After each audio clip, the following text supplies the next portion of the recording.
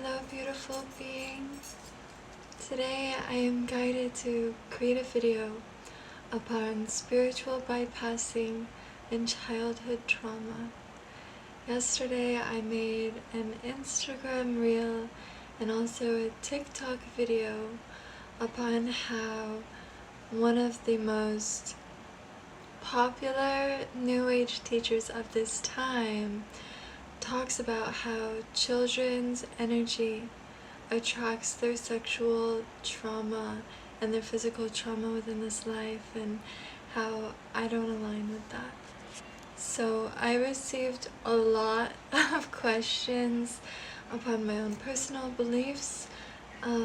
So I wrote a long post, and then I decided I will just make it into a video and post it here on YouTube because it just feels right. And also it is too long for an Instagram post. So if you see me fixated here, I am reading what I wrote just to be very grounded in my truth, although I wrote it in a couple minutes because that's just how my mind works. So let's get into it. I wanted to harness the time to state about my own conscious understanding about childhood trauma. I believe that most of the New Age conceptions about choosing trauma before we were born, or that our energy attracts trauma, can be a scapegoat through spiritual means. I believe that when one suffers tremendous amounts, it can be a comfort to believe that our soul or energy chose this for a very specific reason. It gives us a band-aid in a sense, and a reason why. This can help the healing process in a sense, because it allows one to disconnect from the fact that this is a realm of duality, and sometimes darkness occurs tremendously and horrifically. I do believe that there are certain pathways in life that our soul is guided upon that will allow us to grow within this lifetime. I don't believe that everything is chosen beforehand, or that our energy attracts literally every single thing that occurs. There has always been a spiritual war between light and darkness. Look into the occult, ancient studies, and esoteric knowledge to witness this within all cultures, across all land and time. Sometimes darkness wins, temporarily, and sometimes light wins. Sometimes darkness occurs, and light illuminates from this darkness and can heal from the residue of darkness, as in we can heal from our trauma. This is a world, a realm of duality, and one that is cast to both light and darkness. Sometimes there are creatures of darkness that bring unquestionable suffering and trauma into our lives, simply because of their own darkness and power. And most adults have power over children, and this is why most trauma occurs in our childhood. It doesn't mean that the child chose that. It doesn't mean that one's energy attracted that. I view children as angels, and the adults that choose to harm them as humans with demons inside of them. Again, the war of light and darkness, angels and demons. I am not a Christian woman, but this is how I view it. Plus, angels and demons are much older than Christianity, but that's maybe for another video.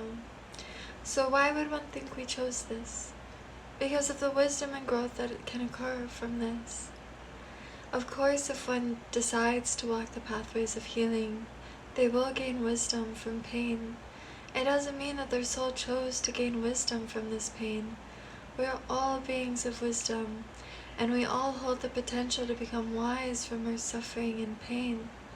Not all will walk this pathway of healing and gaining wisdom from pain, but it is one that is common in adults who have had childhood suffering as one grows with age.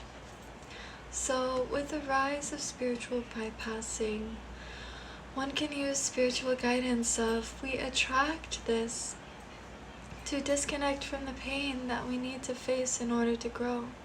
One can hide behind an illusion because it allows us to feel that we can heal without going to the roots of pain, which is where true healing begins. Part of the collective spiritual journey is to go through a bit of psychosis in order to ground into spirituality, for it is when we are lost we are found. I completely understand why individuals go to the root of believing that they chose this. I have years ago, when it was easier and I was ungrounded from my spirituality. And this is simply my truth, wisdom, and voice. I am not a holier than thou type of individual. I am not claiming my words are the only truth. We live in a world of differing truths, and I am only stating my own opinion on this matter. Some really powerful things that have personally helped me from my extreme childhood trauma have been acknowledging this pain, allowing myself to feel every single thing, allowing myself to go to the root, as painful as it is, understanding my triggers from this, and analyzing myself and how it affected me on all levels, physical, spiritual, mental, etc., on all levels. Really doing the shadow work to dive within the self. And that is something that spiritual bypassing doesn't always align with, is shadow work. So something else that has helped me is EFT tapping, which is an incredible tool, holding ritual and claiming my light, and not allowing myself to spiral into the darkness from the trauma that occurred to me. I chose to be the alchemist and turn my pain into power, the trauma into wisdom, and to know that the wounded healer has to walk the pathways of darkness in order to find the light and to be a guide to others in this way. Also, allow yourself to play. That's one of the best ways to heal childhood trauma, is to nurture the inner child and play, watch movies that you loved as a child. That will be a different video. I feel called to do that. So, allow yourself to feel the emotions.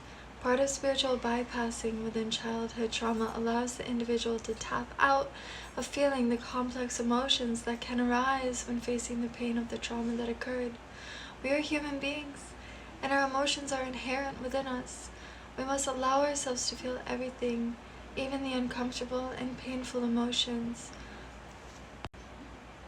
My light died, I'm just gonna keep going. We must allow ourselves to feel everything, even the uncomfortable and painful emotions, for this is the way out.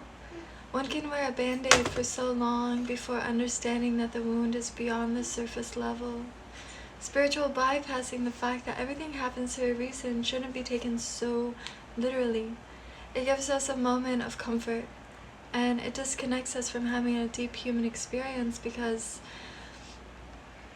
when someone becomes so fixated on the soul and energy, they can tap out of being human. I also want to add that in some cultures where there are shamans, like true shamans, it is believed that part of the soul leaves the body during a traumatic event, especially in childhood, to help protect the individual. So holding a ceremony to call your energy and soul back to you is very powerful. I did this when I was a teenager, and I almost fell over at the feeling of one of my elders calling all my energy back to me. It was so long ago, but I can still remember it to this day, and it completely shifted and changed my life.